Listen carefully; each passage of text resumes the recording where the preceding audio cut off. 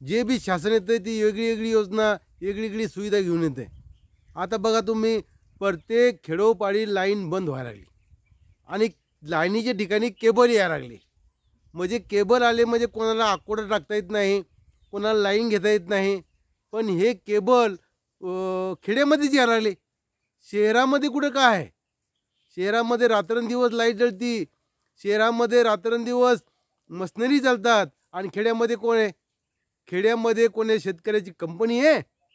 खेड्यामध्ये कोणी शेतकऱ्याचा कारखाना आहे? काही नाही. मग फक्त शेतकऱ्यासाठी किंवा लाडकी बहीण योजनेसाठी इलं मात्र 2100 रुपये. पहिले 1500 होते, आता 2100 लागू केले. पण याचा काय फायदा आहे? काहीच फायदा नाही ना. एकीकडून केबल चालू केला आणि एकीकडून पैसे चालू केले. अरे ते पैसे बंद करा आणि शेतकऱ्याला लाईन फुकटमध्ये द्या. जो केबल आला का नाही ते फुकट द्या ना. फुकट केबलची लाईन देऊन टाका शेतकऱ्याला. एकीकडून बहीण लाडकी बहीण योजनेमध्ये बहिणीला 2100 रुपये आणि एकीकडून लाईन द्यायची, मीटर द्यायचं आणि ती मीटर कर कर कर कर कर फिरते. अरे कितीही फिरलं तर महिन्याचे जास्तीत जास्त 400-500 रुपये बिल येईल. मग 400-500 रुपये बिल घेतल्यापेक्षा 400-500 रुपयाची लाईन फुकट द्या ना आणि इकडे 2100 रुपये माफ करा. कशाला देतं लाडक्या बहिणीला 2100 रुपये?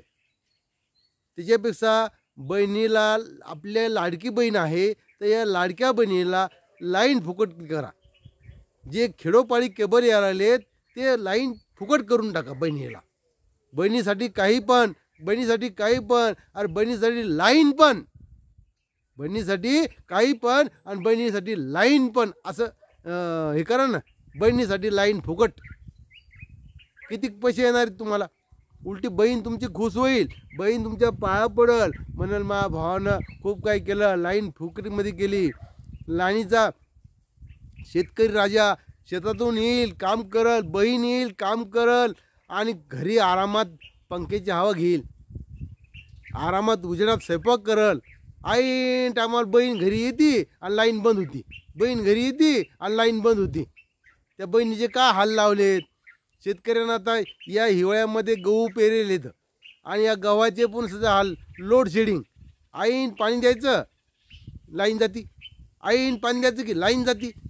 काय शेतकरी वर येणार आहे? तुमच्या 2100 रुपयाने सुद्धा वर येत नाही आणि कशानेच वर येत नाही. आणि तुम्ही लाईट फुकट करा. शेतकरी, कोणताच शेतकरी गरीब राहू शकत नाही.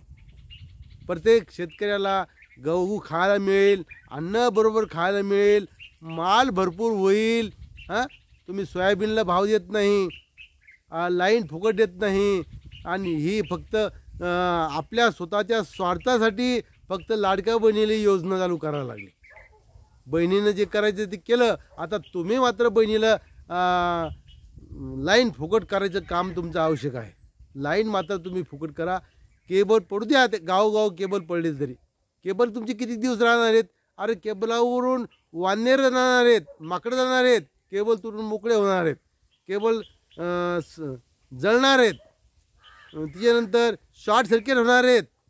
गावागावामध्ये पाईप आहेत, पाण्यासाठी पाण्याची सुविधा नाही. आमच्या गावामध्ये 3 टाक्या आहेत पाण्याच्या, पण पाणी मात्र अजूनही प्यायला मिळालेलं नाही. किती टाक्या येतात? 3 टाक्या पाण्याच्या, पण गावाला पाणी मिळत नाही. फक्त हे योजना कशासाठी? पैसे खायसाठी टाक्याच्या योजना करायच्या. त्याच्यात फक्त तुमचा स्वार्थ चालू आहे. शेतकऱ्याचं काय? शेतकऱ्याचं काय स्वार्थ आहे? बहिणीचं काय स्वार्थ आहे? अरे या बहिणीला जर लाईन फुकट दिली तर ती बहीण म्हणून मा भावानं खूप काही केलं, खूप लाईन फुकट केली, मला पैसे चालू केले. आणि जे पैसे बहीण लाडकी बहिणीला जे पैसे दिले जातात तितकं तर तुम्हाला बिल येत नाही. मग इतके इकून पैसे घालायचे 2100 रुपये आणि त्याच्यापेक्षा 500 रुपयाचं इकडं बिल येतं आहे तर ते फुकट करा ना. बिलचं तुम्हाला या लाडक्या बहिणीचं काय काम नाही. लाईन फुकट करा. तुम्हाला काय करू चालणार आहे? 1 आणि 2 गरिबाच्या घरी 1 लाईट असतो, फ्रीज नाही, कूलर नाही, मोठमोठ्या सुविधा नाहीत, चक्की दुसऱ्या चक्कीहून दळून आणावं लागतं. किती बिल जळालं बहिणीचं आपल्या? तुम्ही बहिणीचा हा विचार करा ना. बहिणीच्या घरी काय जळायला लागले? बहिणीच्या घरी कारखाना आहे? बहिणीच्या घरी चक्की आहे? काहीच नाही. मग बहिणीसाठी 1 आणि 2 लाईट जळतात तर ते तुम्हाला फ्री देतात नाही का? किती महाराष्ट्रात किती महिलाला तुम्ही 2100 रुपये द्यायला लागले. जितके 2100 रुपये द्यायले महिन्याला तितकं तुमचं लाईनचं बिल पण होत नाही.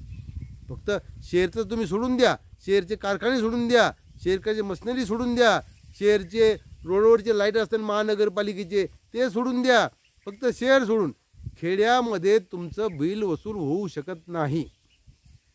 आणि काही याच्यामध्ये काही नुकसान नाही सरकारचं काहीच नुकसान नाही ना. हां मग लाईन फुकट दिली का बिघाडायला लागले. आता बरेच मीटर कमी व्हायलेत, मीटर यायला लागलेत. मीटर लय वेगात फिरणार आहे. मीटर कसे येणार आहे तर लय वेगात फिरणारे येणार आहे. हां मला स्वतः 51 युनिट आलेले आहेत आणि 51 युनिटचं 10 ते 20 हजार रुपये बिल आलं मला. 51 युनिटचं किती महिन्याचं? 2 महिन्याचं फक्त. 51 युनिटचं 10 ते 20 हजार रुपये बिल आले. असं जर बिलं येत असतील तुमच्या मीटरचे तर तुम्ही मीटर देतात कशाला? कशाला मीटर देतात तुम्ही? एकीकडून गोड बोलायचं आणि एकीकडून मीटर द्यायचे आणि ते बी बंग पळणारे द्यायचे मीटर. मग बिल ते मीटर गोरगरीब असले तर कुठून पैसे भरणारे? रोज मंजुरी गेल्याशिवाय शेतकऱ्याचं पोट भरत नाही आणि त्याने मीटरची बिल कुठं भरायचे? अरे फुकट करून टाका. माझी बहीण माझी लाईन, बहिणीला फुकट. माझी बहीण माझी लाईन, बहिणीला फुकट असं करा. लाईन घरोघरी, बहिणी घरोघरी, पण लाईन मात्र प्रत्येकाच्या फ्री घरी, प्रत्येकाच्या फ्री घरी असं करा ना. हां जे ॲल्युमिनियमचं तार होते तसं बी एका तारावर लाईन होती, एका तारावर नाही. कोण काही गरीब आकडा टाकायचे, ते आकडा बंद झाला. पण आता या लाईनीमुळं काय झालं? कोणाच्या घरात अंधार, कोणाच्या घरात उजेड, कोणाच्या घरात अंधार, कोणाच्या घरात उजेड. नाही काही करतायत नाही काही. अरे फुकट देऊन टाका. बहिणी जे करायचं ते केलं. पण तुम्ही मात्र आता बहिणीसाठी एवढं करा. मात्र सगळ्या बहिणी तुमच्या पाया पडतील. येणाऱ्या पुन्हा पंचवार्षिक योजनेमध्ये तुमचंच नाव बहिणी घेतील. नाही तर पुन्हा 5 वर्षांनं बहिणी काय करायचे ते करतील आणि बहिणीचे मेहुणे काय करायचे ते करतील, बहिणीचे पोरं काय करायचे ते करतील. हे सगळ्याला सांगायचं काय काम नाही. हां म्हणून बहिणीसाठी लाईन मात्र फुकट करा. ही सगळ्या बहिणीची तुम्हाला हात जोडून विनंती आहे.